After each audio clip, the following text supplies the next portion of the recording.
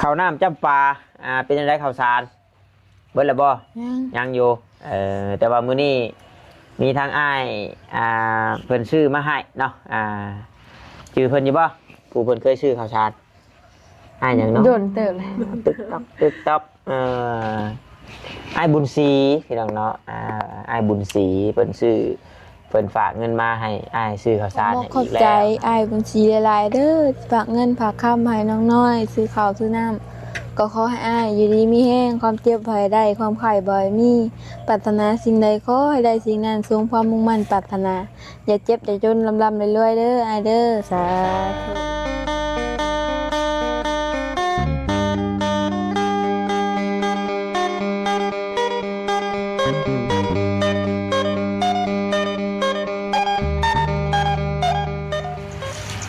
ธุเด้อแต่ละคนปูโอ้ยแซ่บบ่สุดยอดเลยสมกับม่วงอีกเลย ส้มกวงม่วงเพื่อนเอิ้นมาอย่างก็เพื่อนเอิ้นมาอย่างก็ หมักเมาหมักเมาพี่น้องเนาะหมักเมาหมักเมาภาษาบูไทยหมักเมาเห็นบ่ ขาใกล้ผู้ชายเขาว่าจะว่า หมักเมา เสียงกับเจ้า แล้วก็ เลยเออปิดประตูอะไรวะโอเคเดี๋ยวไอ้ปิดให้น้องนิว สวัสดีเด้อ สบายดีเด้อสบายดีน่าอายกระเด็บมันเอาพี่น้องเนาะอย่างใดกะขอกราบทักทายสบายดีเด้อพี่น้องเด้อเนาะ FC กันเบิร์ดสู่คนบ่ว่าอยู่ทางฝั่งลาวฝั่งไทยหรือว่าทางต่างประเทศนำเนาะกันยินดีต้อนรับเข้าสู่ช่องของเบาตาบ้านเฮาคือเก่าพี่น้องเลย FC ผู้เพิ่นทาเบิ่งคลิปเพิ่นกระท้าอยู่พี่น้องเนาะขอบมกขอบใจละลายเนาะที่ให้ความสำคัญแล้วก็คอยซัพพอร์ตเบิ่งคลิปให้พี่น้องเนาะก็ดีใจที่ว่า FC เพิ่นอยากเบิ่งสินะรอเบิ่งรอชมคลิปน้อยๆพี่น้องเนาะสาเหตุที่ลงซ่ากันนี่แหละพี่น้องสัญญาณบ่ค่อยมีสัญญาณแล้วก็ถามว่ามาสวยพี่น้องมาสวยแต่ว่ามีคลิปอังไว้อยู่สินะแต่ว่ามันลงซ่าคือสมมติว่าคลิปตอนแรกของมื้อนี้สิบอต้าไปลงมื้ออื่นเศร้า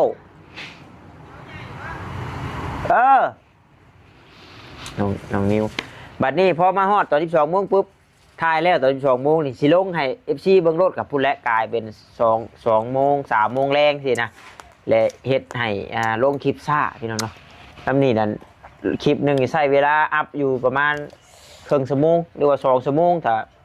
หลายๆเครื่องขึ้นไปแน่นอกจากพูดพี่น้องเนาะขี่รถขึ้นไปลงอยู่บ้านนาคำใต้หรือว่าบ้านนาแพกพี่น้องเนาะนี่แหละจากว่ามีแต่ว่าข้าวน้ำจำปา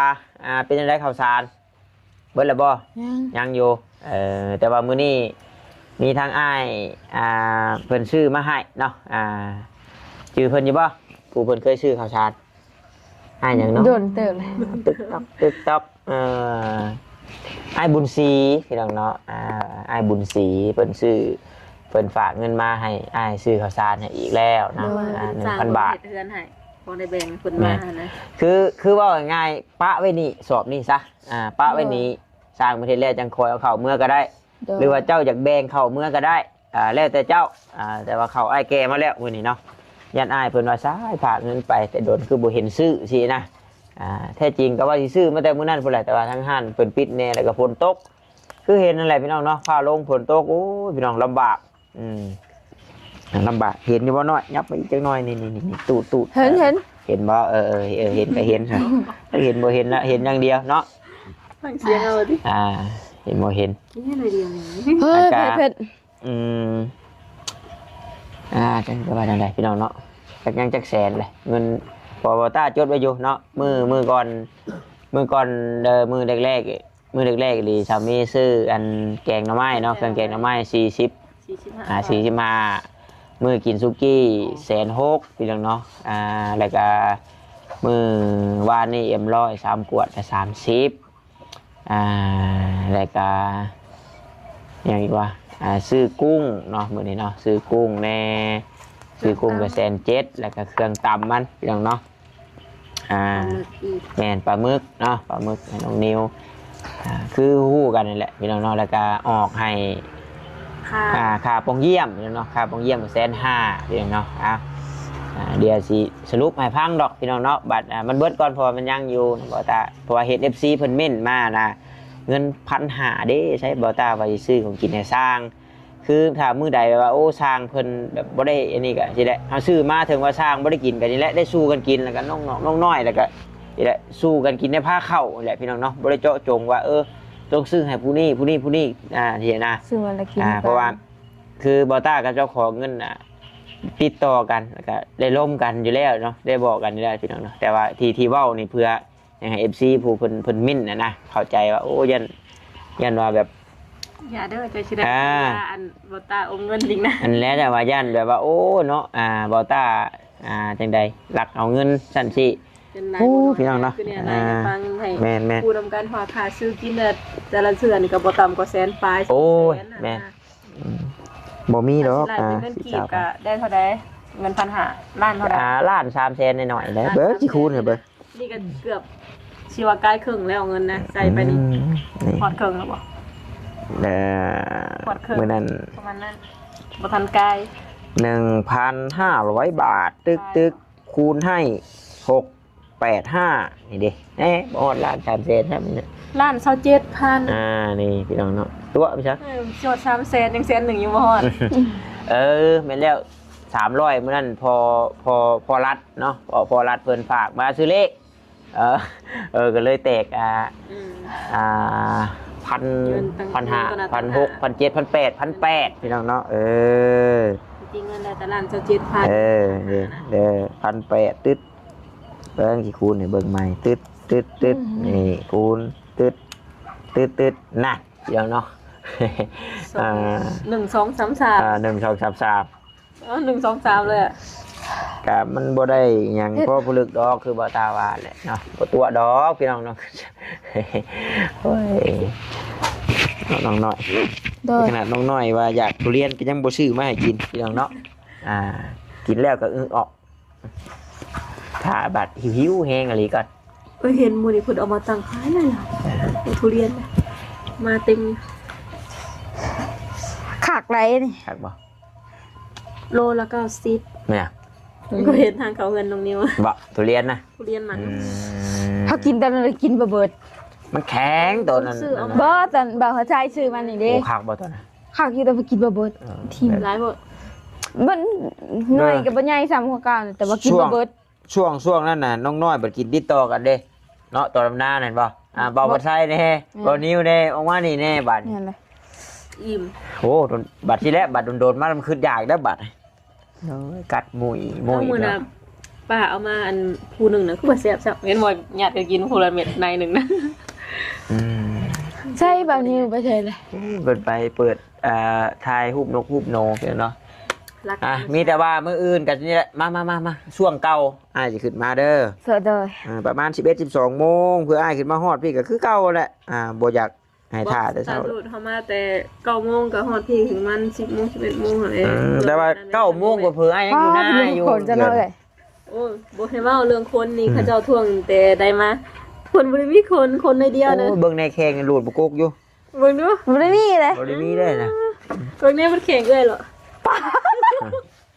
โอ้ จังคนผู้ชาย พอเขาไม่ได้มีเลย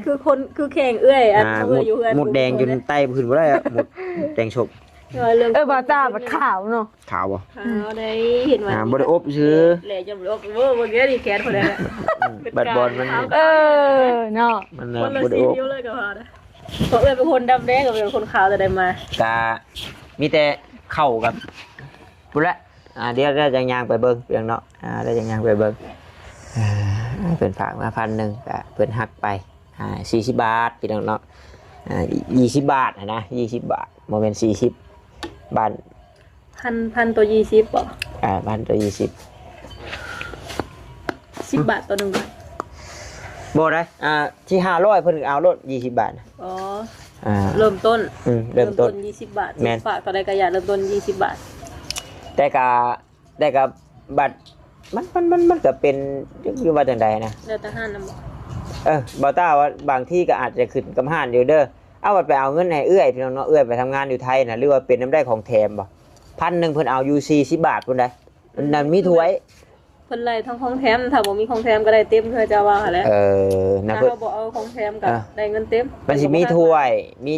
บางคนบ่ถ้วยก็มีจอกมีขันมีโออย่างซี่นะ อันนี้บ่เวลาไปเอาเงินเพิ่นถามอยู่ว่าสิเอาของแถมหรือบ่หรือว่าสิเอาอันเงินเต็มอันนั้นเลย แม่น เอาก็บอกเพิ่นว่าเอาเงินเลย ถ้าว่าคือ เอาของแถม ถ้าว่าคือยอดหลายๆลีนั่นบ่ต้าก็เอาได้พี่น้องของแถมแต่ว่าบ่เคยได้ยอดหลายๆเทื่อ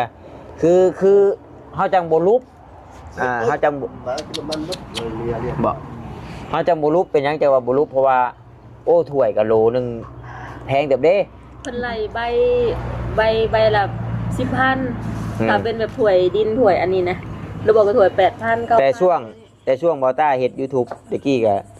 ช่วงแต่เงินแบบว่าผู้ใหญ่เพิ่นเข้าดุๆแต่เฮ็ดแรกๆกินน่ะบ่ต้าก็เคยได้เอาแล้วเอาไปให้เจ้าของเงินเลยน่ะเพิ่นฝากมาอ้ายเคยอยู่แม่นเอาของแถมไปให้เพิ่นเลยเพิ่นอึดเพิ่นบ่มีถ้วยบ่มีหยังนี่นะเคยอยู่เพียงเนาะ 11,000ต่อ10ใบ แม่น ตกใบละพันใบละพันบาท มันนั่นเดี๋ยวนี้บ่ค่อยมียอดใหญ่พี่น้องเนาะก็เลยบ่ได้เอาแม่นแหละพี่น้องเนาะถ้าเอาของแถมเลยย้อนเพิ่นก็ไล่ค่าของแถมแหละถ้าไปเอาเงินให้เอื้อยต้องเอาได้ตัวละแต่เอาเงินแบบทั่วไปสิบ่ค่อยได้เอาพี่น้องเนาะแบบว่าเฮาอยากให้เพิ่นได้หลายที ได้ นะ เต็ม ได้เต็มจำนวน แล้วจะยังจังให้บัดอยู่นานะดับนานะ โอ้ยังร้ายแล้วดำได้ชีให้หนึง มีน้ำเบิดกูให้บ่ ให้มีให้บ่มี แสดงว่ากับคำพลบ่ลิ้นลิ้นบ่อยากมีเนาะน้ำเนาะ มันเป็นหูปวกเด้ อืม มันมีแต่หูปวก ถ้าจ้างวันหนึงเท่าไหร่ ถ้าเขาบ่เคยจ้างเถื่อ น้ำบ้านเชียนหาเนาะ นี่ถามเพื่อไว้บางทีบัดห้อยเนาะจ้างดำนาน้อยๆเด้อว่าซั่น หาคนมาก วันละแสนแสนเศร้าแสนสาม ถ้า สิ เด้ บ เว้าบัดนี้จ้างโลดเนาะบัดเนาะฉันสิให้จ้างเองไม่จ้าง บ่ขัดจ้างแหละมันเร็วไว้สบายหาก็มาอยู่พี่เลยนะมันก็อะไรก็อยากแบบนั่ง เด้ ง่า หมู่ ย เจ้าผู้มาบ่หันเด้ เพิ่นตอนแรกก็อันอยากให้น้องน้อยแล้วว่าอยากเห็นหน้าน้องน้อยซุมื้อก็ เว้าแล้ว แม่นฝากเงินภายน้องน้อยก็นะว่าดำ เว้า นา แล้วบ่ตาบ่เว้าแล้วบ่ตาเว้าหลายบ่ได้ฝากเงินภายน้องน้อยก็นะว่ะ น่ะนั่นแหละ ก็ดีก็ได้ ก็ดีเนาะจะเพิ่นช่วย อยากมีเด้เนาะ อยากมีบ่ ขนาดมีไฟซอยยังขายเขาอีเมลน้ำเราไปจ้างคน เฮาบ่มีข้าวบ่มีข้าวเฮ็ดบ่ได้บาด ล้านปลายผมบอก ขายเนี่ยนี่ก็ยังอุกใจน้ำผุยบัดนี้พี่น้องเนาะ มีเงินค่าพุยเขาพอใส่พุยพออยากตัดใบคนเนาะ อยากได้ก่อนจักสอบหนึงนะพอได้ใช้ตัวนู้นโคกพี่น้องเนาะเพราะฝนตกลิ้น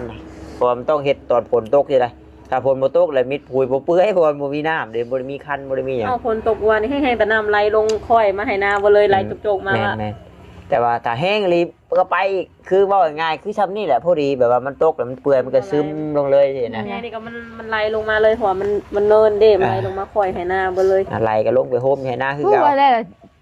มีคนฝากเงินมาให้น้องน้อยดำนาเลยคือจอกมันนี่ทุกมื้อจอกมาแต่เช้าเลย วันเช้าเลยติ ดำนาก็แล้วเลยบัดอันนี้เพื่อดำนาเพื่อมา นี่แหละพี่น้องเนาะที่เว้าก็เว้าเพื่อไปสิแหละหน่อย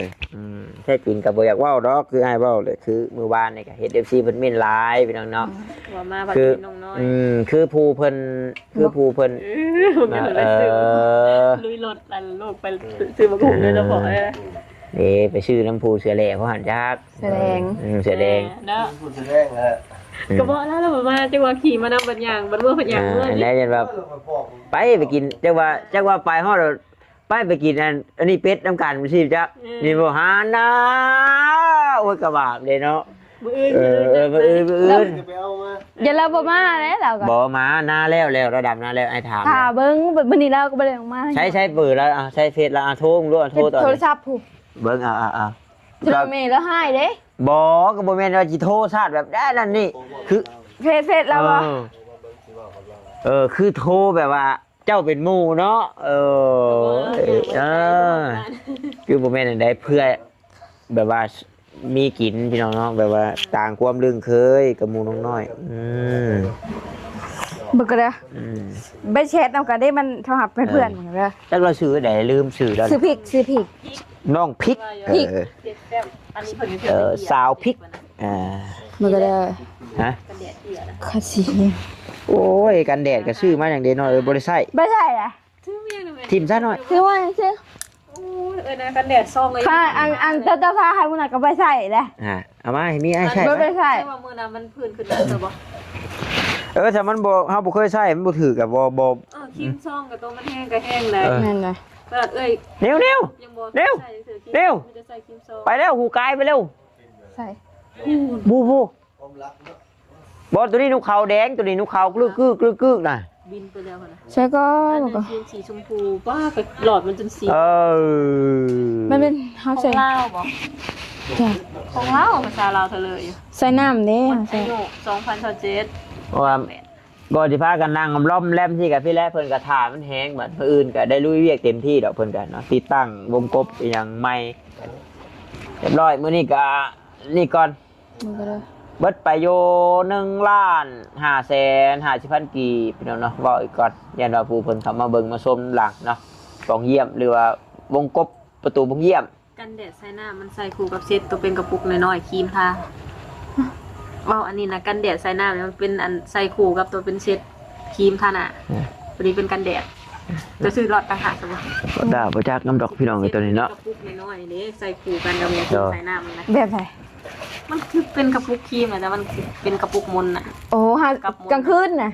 แต่กลางคืนฮะใส่คู่กันแหละ นั่นแล้วเพิ่นยังสิงงเลยว่าตุ๊กปกติมันต้องซื้อเป็นเซต แต่นี่ไม่ได้ใส่แล้ว ไม่ได้ถิ่มมุนถิ่มพี่ซื้อ มัน มา ก็ได้ใครจะเห็นเลยแต่ว่าเด้ ก็ แล้วอ่อน ตาจะเบิ่ง อันนี้ผู้ไปหาผู้นั้นเลยเบิ่ง หามาเบิ้งยิ้มเป้ยเลยล่ะ ป้าจะเฮาไปอันนี้เข่าปะเดี๋ยวอ้ายจะมอบเข่าให้เจ้าปะเอาให้เพิ่นคุยกันก่อนเดี๋ยวเนาะ ฮะย่อมมาเขาเบิ้งกันแล้วเนี่ย ปึ๊บนี่แหละเอาเข้าไปนั่งกันแล้วเข้าไปนั่ง อึบโอ้ยเจ็บแขนเจ็บขา เพราะว่าทำจีย่อไปพูดกับเกกะบนเพิ่นนี่ บอลนี่แหละ เพราะว่าแพ้ยางอยู่เนาะ โดย เอาจังซี่ซะคือไอ้เว้าแหละเจ้าอยากแบ่งเข้าไปหน้ากับแบ่งเนาะแต่ว่าเจ้าอยากปะไว้นี่กับปะเพราะว่าตอนแรกมาพอเจ้าก็อยู่นี่อยู่แล้วก็ทางบ่สร้างนี่ก็อยู่นี่อยู่ โดย แล้วก็หนึ่งกินน้ำกันนี่แหละคือหลักๆอ้ายเพิ่นก็ยันเจ้าบ่มีข้าวบ่มีน้ำอย่ามันเบิดมันหยังนั่น ป้า ป้านี่แหละเลยอยากให้ซื้อมาตุนไว้พี่น้องเนาะเพราะว่าทางน้องน้อยก็เบิดเข่าอยู่แล้วสินะพี่น้องเนาะเบิดเข่าเบิดหยังอยู่ก็เลยซื้อไปให้น้องเพิ่นให้เด้ออ้ายเพิ่นว่าได้ว่ะบ่แม่น3เทื่อแล้วบ่น้อย โดย เนาะเพิ่นซื้อให้เนาะ3เทื่อบ่ โดย เอ้าก็มีแต่ขอบมุกขอบใจทางอ้ายเพิ่นแหละ บุญศรีเนาะ โดยอ้ายเพิ่นสินะ ขอขอบมอกขอบใจอ้ายบุญศรีหลายๆเด้อฝากเงินฝากคำให้น้องน้อยซื้อข้าวซื้อน้ำก็ขอให้อ้ายอยู่ดีมีแห้งความเจ็บภัยได้ความไข่บ่อยมีปรารถนาสิ่งใดขอให้ได้สิ่งนั้นสมความมุ่งมั่นปรารถนาอย่าเจ็บอย่าจนลำรวยๆเด้ออ้ายเด้อสาธุ เนาะทางบอต้าคือกันพี่น้องเนาะขอบมุกขอบใจทั้งอ้ายเพิ่นละลาย